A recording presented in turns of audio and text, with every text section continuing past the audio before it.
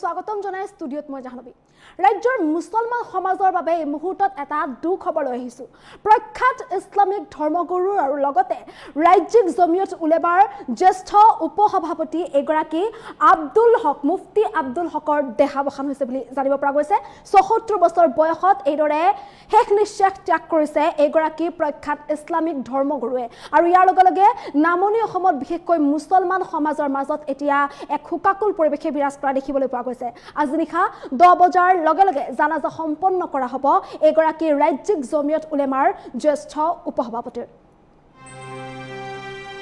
প্ৰখ্যাত ইছলামিক ধৰ্মগুৰু ৰাজ্যিক জমিয়ত উলেমাৰ জ্যেষ্ঠ উপসভাপতি মুফতি আব্দুল হকৰ দেহাৱসান এই মুহূৰ্তত ৰাজ্যৰ মুছলমান সমাজৰ বাবে এটা দুখবৰ লৈ আহিছো ঈদৰ পাছদিনাই শেষ নিশ্বাস ত্যাগ কৰে এগৰাকী ইছলামিক ধৰ্মগুৰুৱে ৭৪ বছৰ বয়সত মৃত্যুক সাৱটি লয় মুফতি আব্দুল হকে ধৰ্মগুৰুগৰাকীৰ মৃত্যুৰ লগে লগে সমগ্ৰ নামনি অসমত এতিয়া হুকৰ চাপৰা দেখিবলৈ পোৱা গৈছে হুকাকুল পৰিৱেশে বিৰাজ কৰিছে আজি দিনৰ 1:45 শেষ নিশ্বাস ত্যাগ কৰে ধৰ্মগুৰুগৰাকীয়ে বিগত কেইবাদিন ধৰি শয্যাগত হৈ আছিল মুফতি আব্দুল হক আৰু বাৰ্ধক্যজনিত কাৰণত এইদৰে শেষ নিশ্বাস ত্যাগ কৰিবলগীয়া হয় এগৰাকী ধৰ্মগুৰুৱে নিশা 10 বজাত সম্পূৰ্ণ কৰা হ'ব জানাজা নামাজ আৰু আজি নিশা 10 বজাত জানাজা সম্পন্ন কৰা হ'ব এগৰাকী প্ৰখ্যাত ইছলামিক ধৰ্মগুৰু তথা ৰাজ্যিক জমিয়ত উলেমাৰ জ্যেষ্ঠ উপসভাপতি মুফতি আব্দুল হকৰ এগৰাকী মুফতি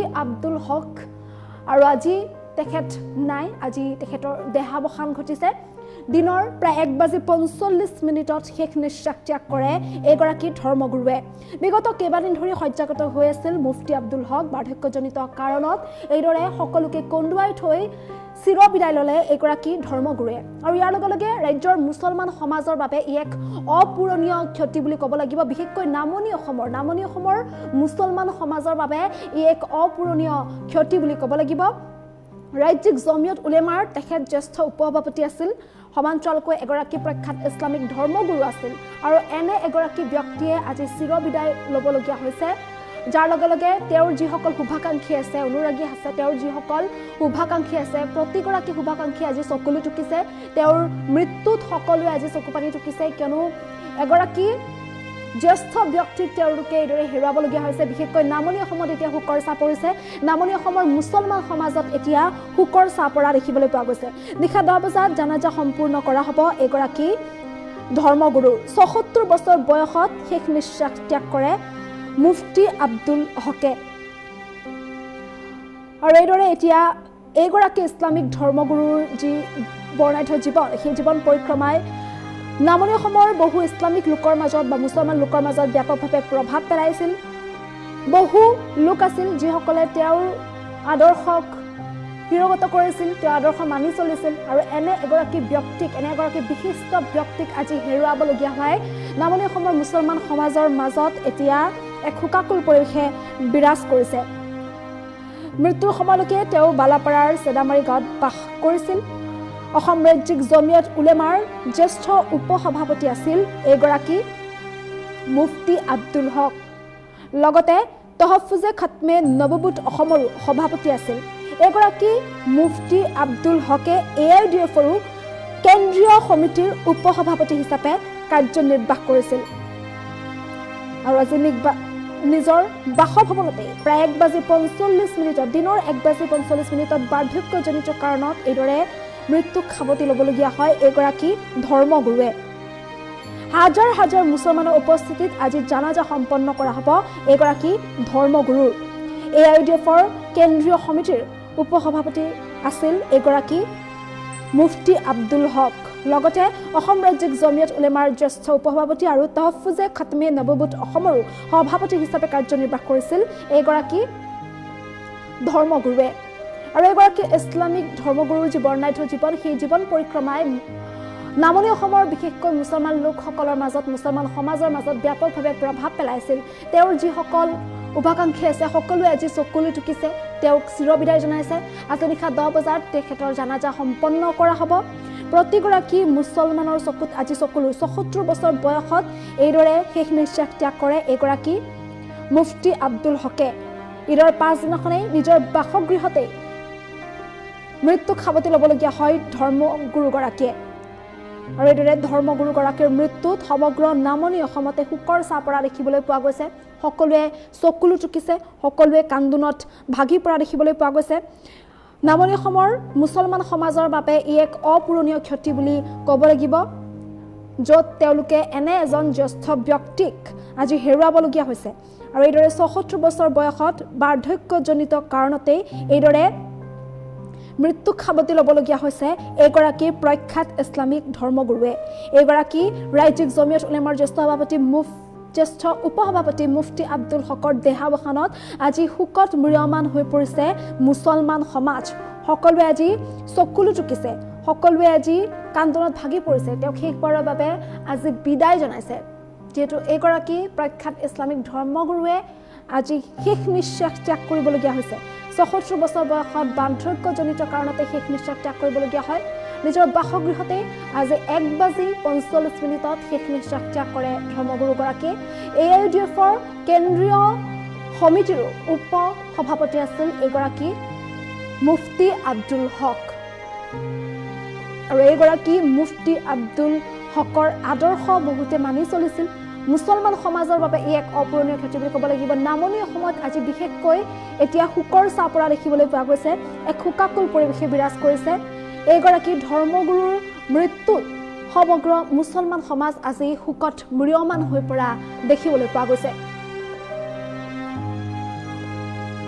আৰু এইগৰাকী জ্যেষ্ঠ সভাপতি মুফতি আব্দুল হকে এইদৰে শেষ নিশ্বাস ত্যাগ কৰিবলগীয়া হৈছে ৭৪ বছৰ বয়সত।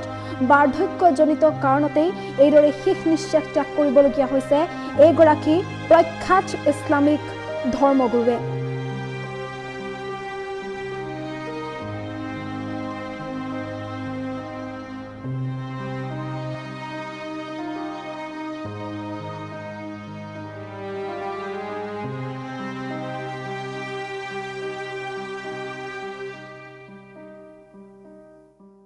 দেউতাৰ আজি দুপৰীয়া ১:৪০ ইন্তেকাল হৈছে।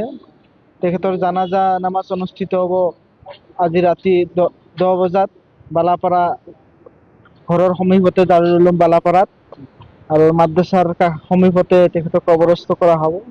তেখেতে বিভিন্ন সামাজিক কাম কাজ, সামাজিক অনুষ্ঠানৰ সৈতে জড়িত আছিল, আৰু বিশেষকৈ প্ৰতিষ্ঠাপকৰ পৰা আৰম্ভ কৰি অন্তিম মুহূৰ্তলৈকে দাৰুল উলুম বালাপাৰা, যিটো অসমৰ এক বৃহত্তম, নামনি অসমৰ এক বৃহত্তম ইছলামিক শিক্ষানুষ্ঠান, তাৰ প্ৰতিষ্ঠাপক আৰু মুৰব্বী আছিলে।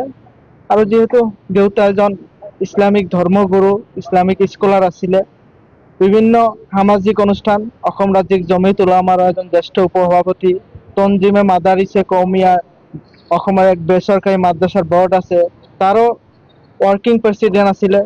নামনি অসমৰ এক ৰাবেতায়ে মাদাৰিছে কৌমিয়া নামৰ এটা বৰ্ড আছে, তাৰ সভাপতি আছিলে। এনেকৈ বহুতো ইছলামিক সামাজিক অনুষ্ঠানৰ অসমৰ সভাপতি বা বিভিন্ন পদবীত আছিলে।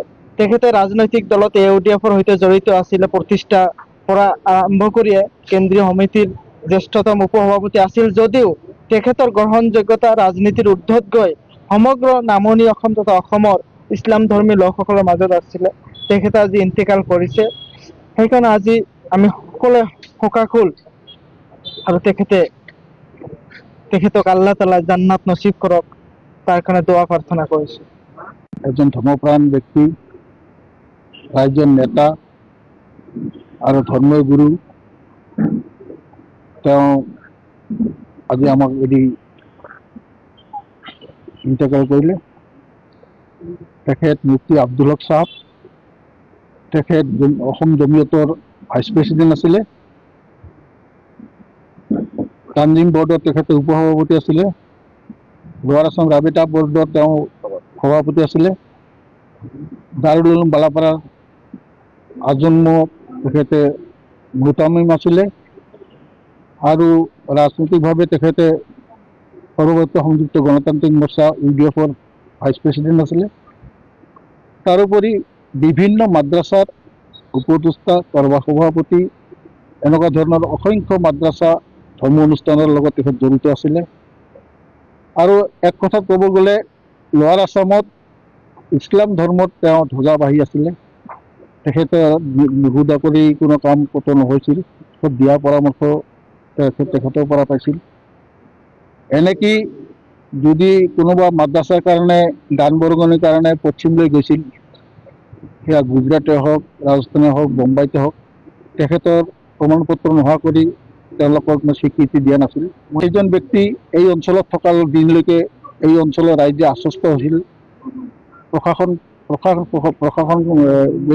প্ৰশাসনীয় ব্যক্তিবিলাকে তেখেতক বহু সন্মান দিছিলে, ৰাজনীতিবিলাকে সন্মান দিছিলে। এই অঞ্চলত ধৰ্মপ্ৰাণ ৰাইজৰ পৰা আৰম্ভ কৰি সাধাৰণ জনগণে তেখেতক বৰ হুজুৰ বুলি কৈছিলে। তেখেতৰ বলিষ্ঠ নেতৃত্বত আজি বালাপাৰা মাদ্ৰাছা এখন লেখত ল'বলগীয়া